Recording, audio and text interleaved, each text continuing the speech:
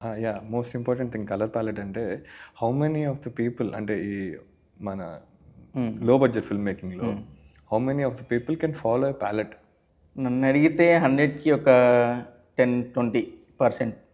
అంటే like how many of the people can follow అంటే కంటే ద ఇంపార్టెన్స్ అంటే ఇప్పుడు మన మన మన ప్రాజెక్ట్‌ని ఫినిష్ చేయాలి. దీన్ని ఎలాగోలా బయటికి తీసుకురావాలి అనే ఇంటెన్షన్ ఉంటది గానీ, హ్మ్. ఇప్పుడు కలర్ ప్యాలెట్ తీసుకొనొచ్చి ఇప్పుడు మన కాంపోజిషన్ అంతా కూర్చొని చేసుకొని, ఇది ఎంత ఇంపార్టెంట్ మీ ప్రాజెక్ట్‌కి? ఆఫ్‌కోర్స్ కలర్ ప్యాలెట్ మనకు ఫస్ట్ కలర్ ప్యాలెట్ దేనికోసం అనంటే, మనం ఒక లొకేషన్ తీసుకున్నప్పుడు యాక్టర్స్ కాస్ట్యూమ్ గానీ, ఆ లొకేషన్ బ్యాక్‌గ్రౌండ్ ఏ ఏ కలర్‌లో ఉంది, దానికి తగ్గట్టు వీళ్ళ కాస్ట్యూమ్స్ ఎట్లా తీసుకోవాలి.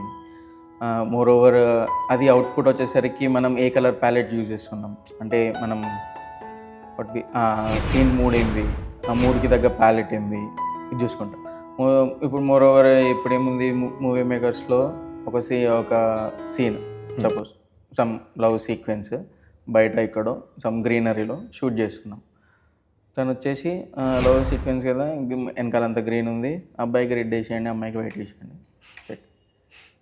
అలా చేయడం వల్ల ఓకే. నీకు స్క్రీన్ కొంచెం బ్రైట్‌గా కనిపిస్తదేమో గానీ, అకార్డింగ్ టు ప్యాలెట్ ఎళ్తే అది నీకు వర్కౌట్ అవ్వదు.